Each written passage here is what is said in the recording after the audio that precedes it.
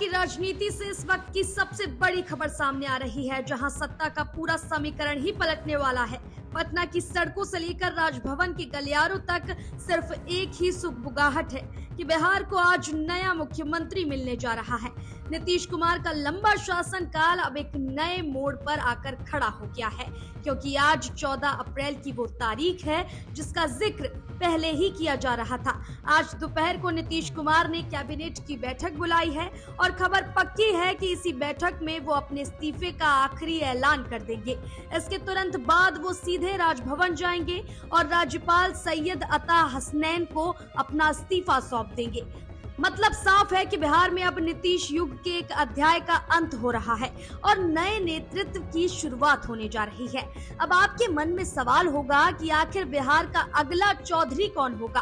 तो आपको बता देते हैं कि इस रेस में सबसे आगे सम्राट चौधरी का नाम चल रहा है। सम्राट चौधरी जो फिलहाल बिहार के डिप्टी सीएम हैं, वो नीतीश कुमार से मिलने उनके आवास पर पहुंच भी चुके हैं।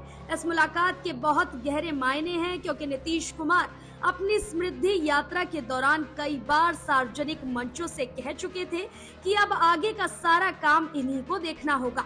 यानी नीतीश ने पहले ही सम्राट चौधरी को अपना उत्तराधिकारी मान लिया था। लेकिन राजनीति में जब तक आधिकारिक मोहर न लग जाए तब तक सस्पेंस बना रहता है। आज बैठकों का भारी भरकम दौर चलने वाला है। एक तरफ बीजेपी विधायक दल की बैठक होगी जिसमें नेता का चुनाव होगा, तो दूसरी तरफ एनडीए विधायक दल की बैठक में नए मुख्यमंत्री के नाम पर अंतिम मोहर लगेगी।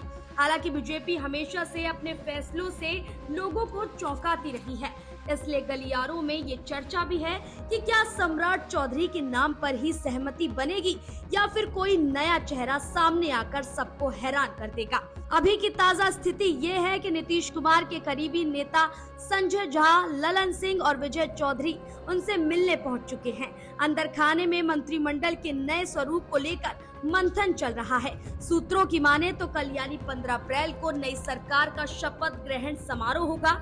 इस नई सरकार का फॉर्मूला भी लगभग सामने आ गया है। बताया जा रहा है कि मुख्यमंत्री की कुर्सी इस बार बीजेपी के पास जा सकती है और जेडीयू के खाते में 2 डिप्टी सीएम के पद आ सकते हैं। लेकिन असली पेच अभी विधानसभा स्पीकर की कुर्सी और मंत्रिमंडल में मंत्रियों की संख्या को लेकर फंसा हुआ है।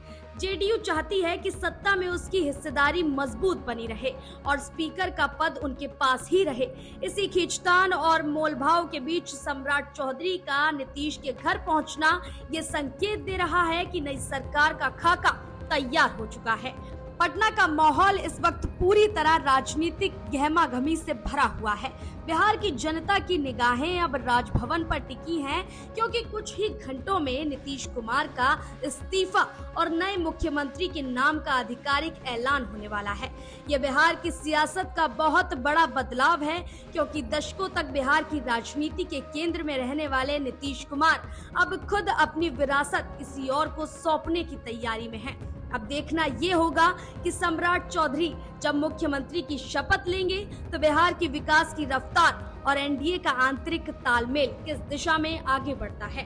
फिलहाल तो सबकी नजरें आज होने वाली उस कैबिनेट बैठक पर हैं, जहां से बिहार की नई किस्मत का फैसला बाहर निकल कर आएगा। तो बस इंतजार कीजिए, क्योंकि बिहार का नया मुख्यमंत्री अब बस कुछ ही देर में हमारे सामने होगा। सत्ता का ये केंद्र बदलना बिहार के भविष्य के लिए कितनी बड़ी उम्मीद लेकर आता है, ये तो वक्त ही बताएगा। लेकिन आज की सबसे बड़ी सच्चाई यही है कि बिहार को अपना नया चौधरी मिलने वाला है। सियासी बिसात बिछ चुकी है, बस अब औपचारिक ऐलान का इंतजार है।